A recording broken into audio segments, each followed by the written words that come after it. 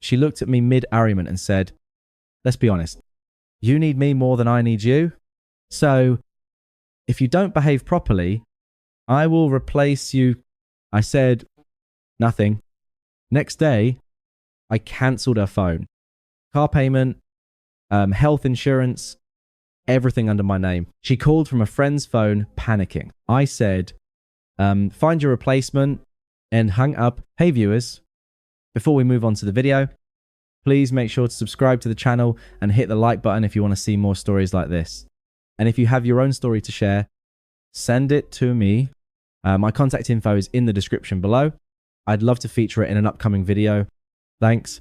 I'm sitting in my new living room right now. It's quiet. There's no reality TV blasting at max volume. No pile of Sephora bags cluttering the hallway. And no tension thick enough to choke on. For the first time in 3 years, my bank account is actually growing instead of hemorrhaging. And my resting heart rate has dropped about 10 beats per minute. But to explain how I got here and the absolute nuclear demolition job I had to pull to achieve this peace, you have to understand the dynamic between me, 29 mete, and my ex, let's call her Vanessa. Subatur. I'm a software engineer. I do well. I'm not buying private jets. But I make the kind of money where you don't really look at the price of groceries. I grew up with nothing. So financial security is my love language. When I love someone, I want to make their life easier. I want to take the weight off. Vanessa was decorative. That sounds harsh.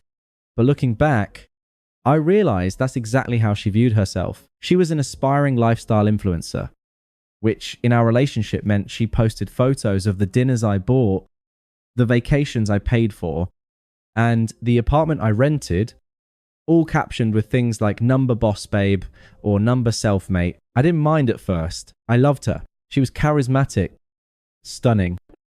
And when things were good, she made me feel like the king of the world. I fell into the provider trap. I took pride in paying for everything. I covered the rent on our luxury 2-bedroom downtown. I put her on my premium health insurance plan because she had none. When her old Honda died, I didn't just help her fix it. I leased a brand new Mercedes C-Class because she said she needed it for her image. Crucially, and this is the detail that matters most for what happens later, I put the lease in my name because her credit score was in the low 500s. I added her as an authorized driver. I also added her to my phone plan, unlimited everything, obviously, and gave her a supplementary credit card for emergencies and household expenses. For 2 years, the household expenses slowly morphed into Vanessa's wardrobe, and spa expenses, whenever I brought it up, she would spin it around on me. She'd say things like, I'm building a brand.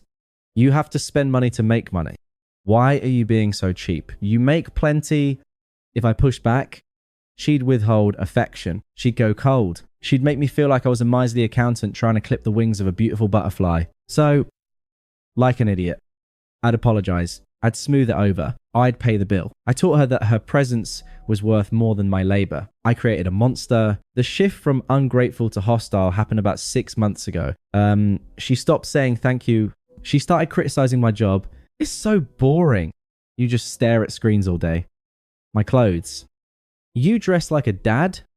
And my hobbies. She started treating me less like a partner and more like an employee who was underperforming. The breaking point was last Tuesday. I had just come off a brutal 6 0-hour week. I was exhausted. I walked into the apartment and tripped over a stack of boxes in the entryway for pairs of designer boots. I checked the notification on my phone. 200 charge on the supplementary card. I walked into the living room. Vanessa was on the couch, face mask on, scrolling through TikTok. She didn't look up. Hey, I said, trying to keep my voice even. What's with the boots? We talked about the credit card limit. She sighed a long exaggerated sound, like I was a toddler asking for a cookie before dinner. She finally looked up, annoyance written all over her face. They were on sale, and I need them for the Aspen trip next month. We aren't going to Aspen. Vanessa, I'm working. No, you're working. She corrected. I'm going with Sarah and the girls. You're paying for the Airbnb. Remember, we discussed this. We had absolutely not discussed this. I am not paying for you and your friends to go to Aspen while I work to pay off your boots. I said, it was the first time in months I had put my foot down that firmly. The air in the room changed instantly. She sat up, peeling the face mask off. Her eyes went cold. This wasn't the usual pouty Vanessa. This was something darker. Excuse me. She said, you heard me. The spending stops. The trip stopped. You need to contribute. Vanessa, I'm not an ATM. If you want to go to Aspen, get a job and pay for it. She laughed. It was a dry, humorless sound. She stood up and walked over to me, stopping just inside my personal space. She looked me up and down with a look of pure, unadulterated pity. You really don't get it, do you? She said softly. Get what? You think because you pay the bills, you have the power here? She shook her head, smirking. Money is the easy part. Any boring guy with a degree can make money. But this, she gestured to herself, her face, her body. This is rare. You're lucky to even be in the room with me. My friends ask me all the time why I'm with you. You're boring. You're too safe. You're average. I stood there, stunned. My blood was boiling, but my exterior was freezing over. I didn't say a word. I just watched her dig her own grave. She took my silence for submission. She stepped closer, poking me in the chest with a manicured nail. Let's be honest. Mark, she said, looking me dead in the eye. You need me more than I need you. You need me more than I need you. You need me more than I need you. So if you don't behave properly, I will replace you. She let that hang in the air. There are 10 guys in my DMs right now who would kill to pay for that Aspen trip. She added, remember that next time you want to lecture me about boots. I stared at her for a moment. I waited for the anger to make me scream. I waited for the urge to fight, to argue, to list everything I've done for her, but it didn't come. Instead, a strange calm clarity washed over me. It was like a switch flipped in the breaker box of my brain. The love didn't fade, it evaporated. The attraction didn't wane. It turned to dust. I looked at her and I didn't see my girlfriend. I saw a liability. I saw a bad investment. I saw a squatter.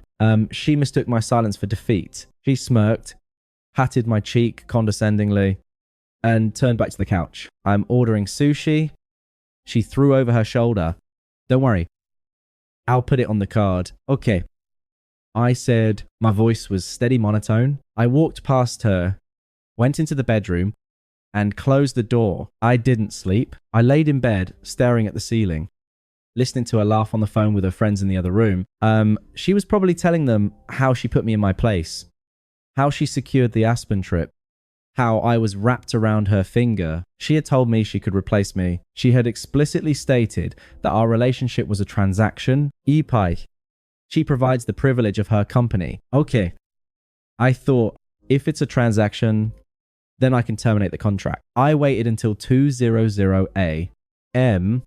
When I was sure she was asleep, I got up and walked silently into the living room. Her purse was on the counter. I opened it and took the spare key to the Mercedes, the one I paid $780 a month for. I put it in my pocket. Then I sat down at my laptop and opened a spreadsheet. I didn't do this out of rage. I did it with the cold, meticulous precision of a forensic accountant. I pulled up the list of every single thing in her life that was tied to my name. The car, the insurance, the phone, the apartment lease, the authorized user credit cards, the Netflix, the Spotify, the Amazon Prime. She said I needed her. She said she could replace me. I decided to give her the opportunity to prove it. I typed out a to-do list for the morning. It was going to be a busy day. I left the apartment at 6:30 a.m. Vanessa rarely woke up before 1:000 a.m., especially after a night of manifesting, scrolling Instagram until 2:00 a.m. I showered in the guest bathroom, dressed in my best suit, usually reserved for client meetings, and packed a single duffel bag with my essentials laptop, documents, passport, and a week's worth of clothes. I walked out to the parking garage. My modest sedan was parked next to the white Mercedes C300 I leased for her. It looked sleek under the fluorescent lights. I pulled the spare key from my pocket, unlocked it, and got in. It smelled like her vanilla perfume and entitlement. I didn't steal it. You can't steal your own car. My name was the only one on the lease. I drove it out of the garage and across town to my office building, which has secure badge access, underground parking. I parked it in a corner spot on the lowest level, locked it, and walked away. Step 1, complete. Asset secured. I went to a coffee shop around the corner from my office, ordered a black coffee, and opened my laptop. It was 7:15 a.m. The administrative slaughter began first. The credit cards, I logged into my MX portal, authorized user. Vanessa. I clicked remove card holder. Are you sure? The screen asked, yes. Status, cancelled. I did the same for the Visa. Next, the digital subscriptions. I changed the password to Netflix. It logged out all devices. I did the same for Spotify, Hulu, and Amazon Prime. Betu, maybe, but she said she brought the life and I just paid for the ticket. I figured she could provide her own entertainment now. Then the phone. I logged into Verizon. I didn't cancel the line immediately. That takes time. Instead, I selected the suspend service option for her device. Reason for suspension.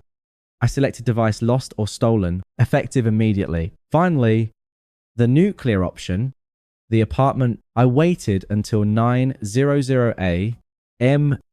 When the leasing office opened, I walked in and sat down with the property manager, a nice woman named Brenda, who had seen me pay the rent on time for 2 years. Hey, Mike, everything, okay? She asked. I need to break the lease. Brenda, she looked surprised. Oh, you guys have 6 months left. The penalty is pretty steep. It's 2 months rent plus the forfeit of the deposit. 2 months. Rent was $6. Subai. A lot of money. But compared to the cost of staying with someone who despised me, it was a bargain. I'll write the check right now. I said, I'm moving out today. I understand Vanessa is still in the unit. I'm removing my name from the renewal. Since I'm the only one who meets the 3x income requirement, I'm guessing she'll need to requalify or vacate in 30 days. Brenda gazed. She knew Vanessa. She knew Vanessa didn't have income. Yeah. If you take your name off, she has to reapply solo. If she can't show proof of income, we have to issue a notice to vacate. Are you sure you want to do this? I've never been more sure of anything.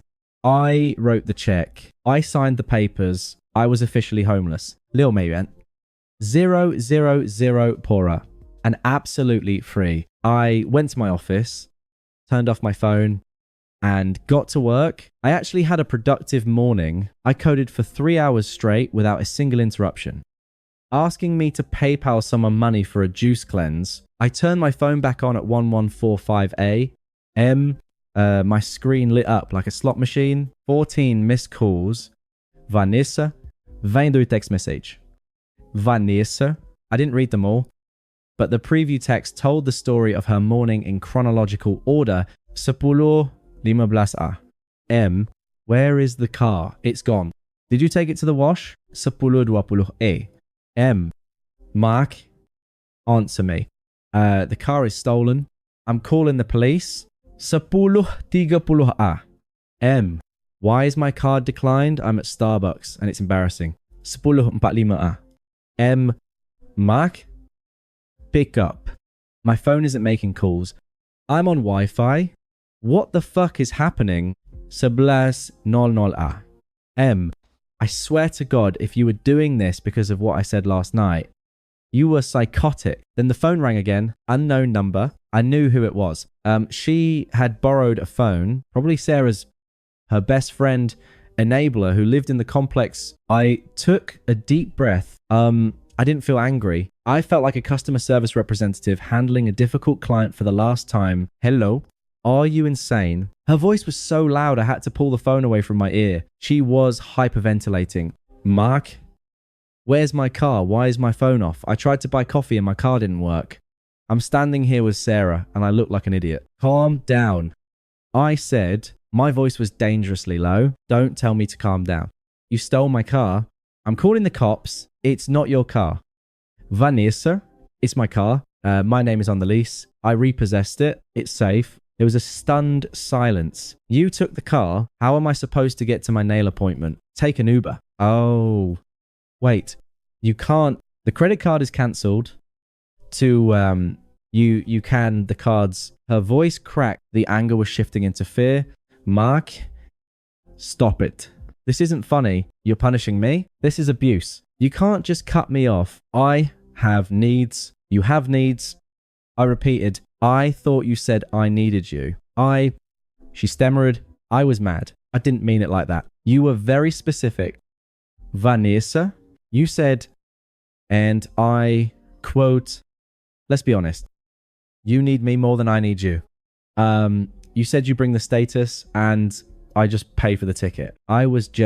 You also said, I interrupted, cutting through her excuses, that if I didn't behave properly, you would replace me. Do you remember that?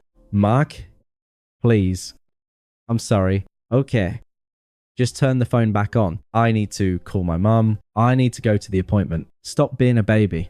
She still didn't get it. She thought this was a timeout. She thought I was throwing a tantrum and would be back by dinner with flowers and an apology. I'm not being a baby.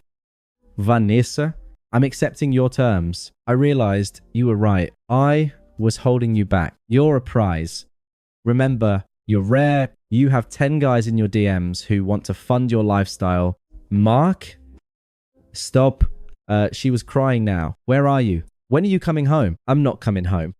I said, I went to the leasing office this morning. I paid the lease break fee. I'm off the contract. You have 30 days to sign a new lease in your name or vacate the premises. Brenda will be posting the notice on the door shortly. What? It was a whisper. I can't afford the rent. It's calme.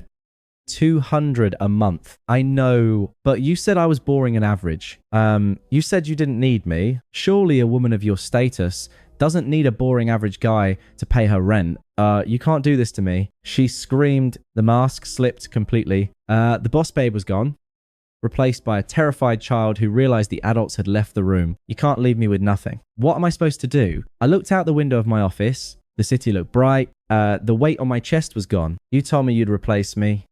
I said, my voice flat and final. I'm just giving you a head start. Mark, please find your replacement. Vanessa. I hung up. Then I blocked the number. I blocked Sarah's number. I blocked her Instagram, her TikTok, and her email. I stared at the phone for a second, waiting for the guilt. It never came. The silence that followed was the most expensive thing I'd ever bought. And it was worth every penny. I spent the next 2 weeks in a long-stay hotel while I looked for a new place. I expected to feel lonely. I expected to miss her. Instead, I felt like I had just taken off a backpack filled with bricks that I'd been carrying for 2 years. My phone battery lasted all day. My credit card statement was boringly low. I slept 8 hours a night. But the storm wasn't quite over as expected. The flying monkeys arrived. 2 days after the breakup, I got a text from Sarah, Vanessa's best friend and chief enabler. She was the one who had convinced Vanessa that she was a high-value woman who deserved to be sponsored. Sarah, I can't believe you. You left her with nothing. She's at her parents' house, crying her eyes out. You are a narcissist and a financial abuser. How can you sleep at night knowing you ruined her life? I looked at the text while eating a steak dinner I had paid for with the money that usually went to Vanessa's hair extensions. I didn't get angry. I just replied with facts. Me, I didn't ruin her life. Sarah, I just stopped paying for it. She told me she could replace me easily because I was just a wallet. I'm simply letting her prove herself, right? Sarah, she was just mad. You know, she can't pay that rent alone. Me. Then maybe she shouldn't have bitten the hand that was signing the checks. Good luck. Sarah, I blocked Sarah. Over the next few months, the full picture of Vanessa's replacement strategy trickled back to me through mutual acquaintances. It was a disaster. It turned out that the 10 guys in her DMs were exactly what I thought they were. Guys who wanted to sleep with her, not guys who wanted to pay a $3 200 lease for her. When she reached out to them for help, they ghosted. The sugar daddy type she thought she could land weren't interested in a 27-year-old with baggage and debt. They wanted 21-year-olds with zero expectations. She couldn't requalify for our apartment. She was evicted at the end of the 30 days. She had to move back in with her parents in the suburbs. A fate worse than death for an influencer. Her Instagram went quiet. It's hard to post number luxury life content from your childhood bedroom with a poster of a boy band still on the wall. Meanwhile, I thrived. I took the money I was saving, about $4, 000 a month, and invested it. I hit the gym, not to get her back, but to get me back. I reconnected with friends I had neglected because Vanessa didn't like them. I started dating again cautiously. I met a woman named Eleanor. She's a nurse. On our first date, she reached for the check. I almost cried. I paid, obviously, but the gesture alone healed something in me. 6 months later, I ran into Vanessa. It was a Sunday morning. I was at an upscale grocery store picking up wine for a dinner party. I was hosting. I turned the corner into the pasta aisle, and there she was. She looked different. She was still beautiful. Genetics don't disappear in 6 months. But the shine was gone. Her hair wasn't done. She wasn't wearing the designer boots. She was wearing generic sneakers. She looked tired. She was holding a basket with a frozen dinner and a bottle of cheap Pinot Grigio. She saw me and froze. Then she quickly tried to fix her hair, straightening her posture. The old reflex. Mark, she said. Her voice was breathless, trying to sound surprised and delighted. Hey, Vanessa. I said. My voice was calm. My heart rate didn't even spike. I felt nothing. No anger. No love. Just indifference. Wow. She said, looking me up and down. I was wearing a fitted polo and looked fitter than I had in years. You look really good. Thanks. Life's been good. She shifted her weight, giving me that look. The one that used to make me apologize for things I didn't do. I miss you. You know, I've been thinking about us a lot. I just looked at her. I know I said some crazy things. She continued, stepping closer, entering my personal space. I was just stressed. I realized I took you for granted. The guys out there, they're trash. They don't treat me like you did.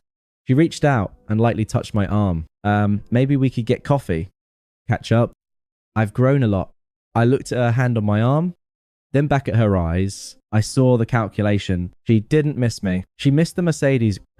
She missed the apartment. She missed the safety. She had tried to find a replacement, realized the market value for Entitled Princess had crashed, and was trying to circle back to her safety school. I gently stepped back, breaking her contact. I don't think that's a good idea. Vanessa, I said. Her face fell. Why you're still mad? Come on, Mark. You know, we were good together. You need someone who challenges you. I laughed. A genuine short chuckle. That's the thing. I said, channeling the realist. You were right that night. You said I needed you. Her eyes lit up. She thought she had me. Say it. I knew it. I needed you to show me exactly what I shouldn't tolerate. I corrected her. You taught me that my value isn't just my wallet. And once I learned that, I realized I didn't need you at all. Her smile vanished. I found a replacement. Vanessa, I said, gesturing vaguely to my life, my peace, my reality, and she doesn't cost me my self-respect. I grabbed the bottle of wine I needed from the shelf next to her. Good luck with the brand. I said. I walked away toward the checkout. I didn't look back. I didn't need to. I knew exactly what she looked like standing there, alone in the pasta aisle, realizing that the boring guy she tried to discard was the only one who had ever truly valued her, and she had sold him for a fantasy that didn't exist. I paid for my groceries and walked out into the sun. Thanks for watching. Make sure to subscribe to the channel and hit the like button. What do you think about this story? Share it in the comments.